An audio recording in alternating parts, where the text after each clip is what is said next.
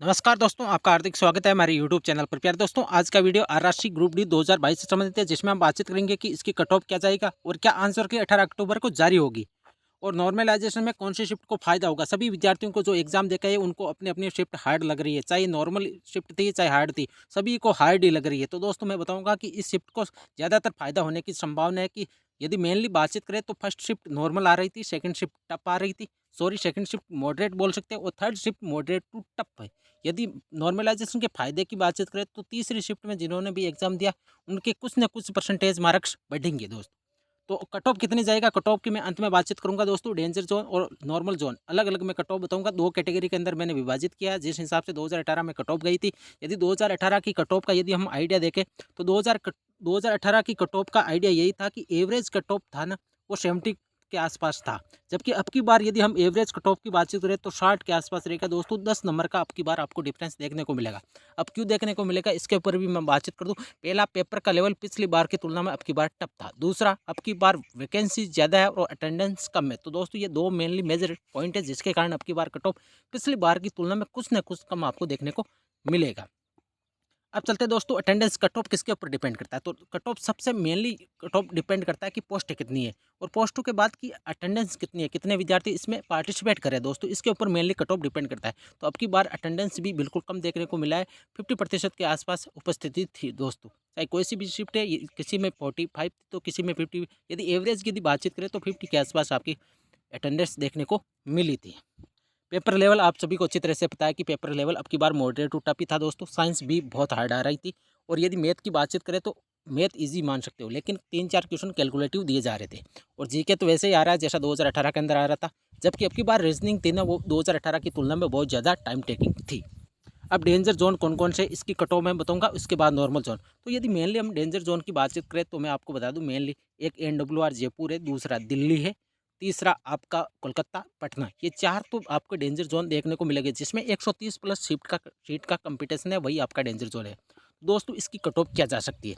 तो दोस्तों यदि मेनली मैं बातचीत कर रहा हूँ, मैं कोई इजी कट ऑफ नहीं बता रहा हूँ दोस्तों, मैं कम कट ऑफ नहीं बता रहा हूँ। आपको ये लग रही है कि बहुत हाई है, लेकिन दोस्तों रियलिटी यही है कि रॉ मार्क्स के बाद में ये आपको कट ऑफ बताऊँगा कि रॉ मार्क्स यदि आपके इतने हैं तो आपका सिलेक्शन होने की पूरी पूरी संभावना है। तो दोस्तों यदि आप डेंजर जोन से फॉर्म अप्लाई किया, यदि आपके 65 प्लस है तभी आपका पीईटी कॉल होगा दोस्तों जनरल का। यदि 65 प्लस मार्क्स है तभी आपका पीईटी कॉल होगा दोस्तों। मतलब 3 गुणों के अंदर आपका फिजिकल के लिए क्वालिफाई होंगे यदि आपके 65 प्लस रॉ मार्क्स आएंगे, चाहे आपकी कोई सी भी शिफ्ट में एग्जाम क्यों ना हो। ओबीसी की यदि बातचीत करें तो यदि आपके 60 मार्क्स है तभी आपका पीईटी कॉल होगा दोस्तों। 60 प्लस वाला 100% पीईटी के अंदर उनका 100% सिलेक्शन हो जाएगा दोस्तों। और उनको अच्छी तरह से फिजिकल की तैयारी करनी चाहिए। अब दोस्तों बातचीत कर लेते हैं ईडब्ल्यूएस की कट ऑफ क्या जाएगा। तो दोस्तों ईडब्ल्यूएस की यदि 57 प्लस अब यदि आपके मार्क्स है डेंजर जोन के अंदर, और डेंजर जोन कौन सा है जिसमें 130 प्लस सीट का कंपटीशन है दोस्तों, वही डेंजर जोन है। तो आपकी कट ऑफ 57 प्लस आपकी कट ऑफ रह सकती है दोस्तों। SC ST की बातचीत करें तो दोस्तों SC की कट ऑफ आपकी 53 के आसपास और ST की आपकी 50 के आसपास आपकी कट ऑफ देखने को मिलेगी दोस्तों पीईटी की।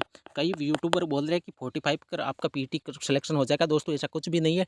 डेंजर जोन के अंदर आपके पीईटी के लिए SC ST को भी 50 प्लस मार्क्स तो लाना ही होगा, तभी आपका सिलेक्शन होगा पीईटी के लिए। अब चलते हैं दोस्तों नॉर्मल जोन।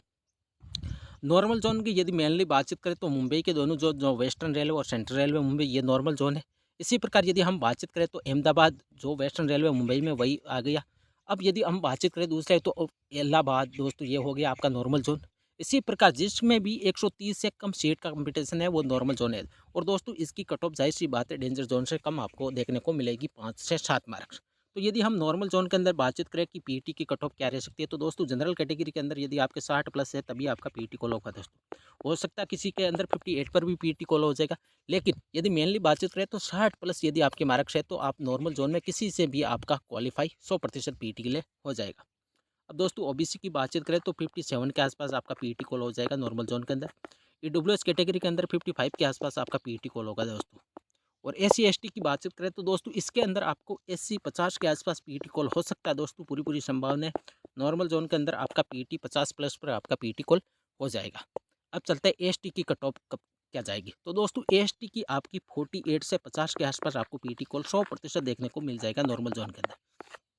अब दोस्तों बातचीत करते हैं कि आंसर की कब तक आएगी।